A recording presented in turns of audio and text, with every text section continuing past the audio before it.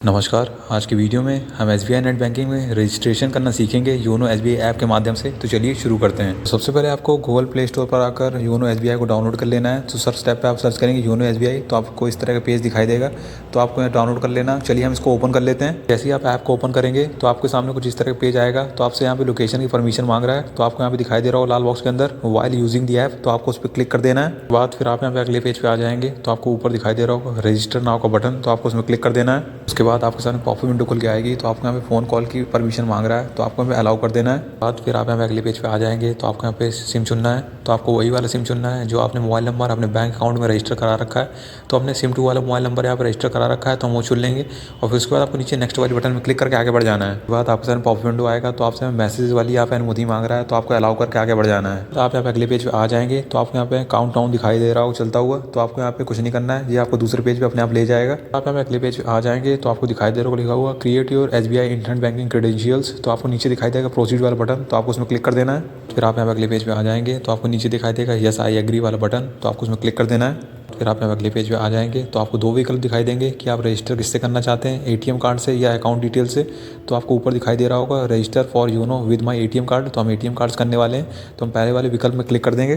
फिर आप यहाँ पे अगले पेज पे आएंगे। तो आपको अपनी यहाँ पे अकाउंट की जानकारी यहाँ पे अंकित करनी है। सबसे पहले आपको बैंक खाता संख्या अंकित करनी है। फिर उसके बाद आपको अपनी जन्म तिथि अंकित करनी है। फिर आपको दिखाई दे रहा होगा तीसरे में रेफरल आईडी, तो आपको यहाँ पे खाली छोड़ देना है इसको। फिर उसके बाद आपको नीचे दिखाई देगा नेक्स्ट वाला बटन, तो आपको उसमें क्लिक करके आगे बढ़ जाना है। बाद आपके अगले पेज पे आएंगे। तो आपके रजिस्टर्ड मोबाइल नंबर पे एक ओटीपी आएगा। आपको ओटीपी यहाँ पे अंकित करके नीचे दिखाई देगी सबमिट वाली बटन, तो आपको उसमें क्लिक कर देना है। फिर आप यहाँ पे अगले पेज पे आएंगे। तो आपको ऊपर आपकी जानकारी दिखाई देगी। फिर उसके बाद आपको यहाँ पे ट्रांजेक्शन राइट यहाँ पे सिलेक्ट करने हैं।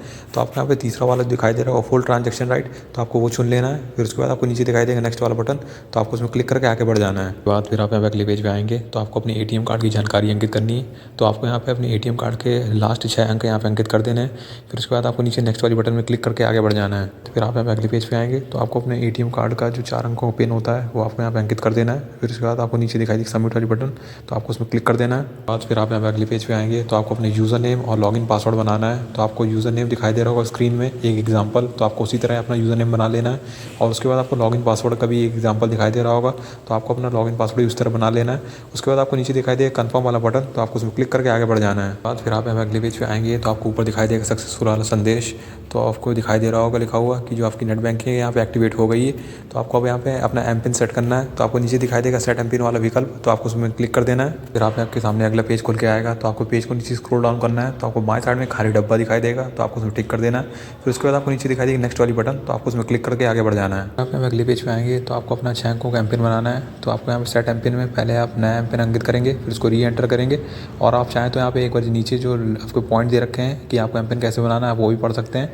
और उसके बाद आपको नीचे दिखाई देगा नेक्स्ट वाला बटन, तो आपको उसमें क्लिक करके आगे बढ़ जाना है। उसके बाद आपके रजिस्टर्ड मोबाइल नंबर पे एक ओटीपी आएगा। ओटीपी यहाँ पे अंकित करके नीचे दिखाई देगा नेक्स्ट वाला बटन, तो आपको उसमें क्लिक कर देना है। फिर आप यहाँ पे अगले पेज पे आएंगे। तो आपको सामने पॉपअप विंडो दिखाई देगी। तो आपको यहाँ पे कांग्रेचुलेशन वाला संदेश दिखाई देगा कि आपको जो एम पिन है सफलतापूर्वक यहाँ पे रजिस्टर हो गया है।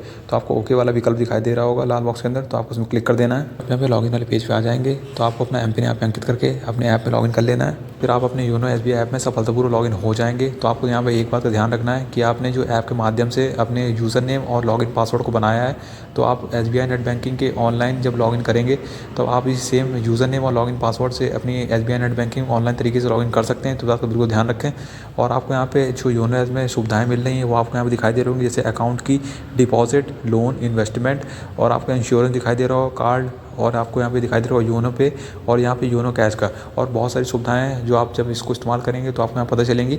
तो आप भी यहाँ समझ गए होंगे इस वीडियो के माध्यम से कि आप यहाँ पे किस तरह योनो एसबीआई ऐप के माध्यम से अपनी एसबीआई नेट बैंकिंग को रजिस्ट्रेशन कर सकते हैं। तो आपको अगर वीडियो पसंद आया तो वीडियो को लाइक करिए, चैनल सब्सक्राइब करें और कमेंट जरूर करें।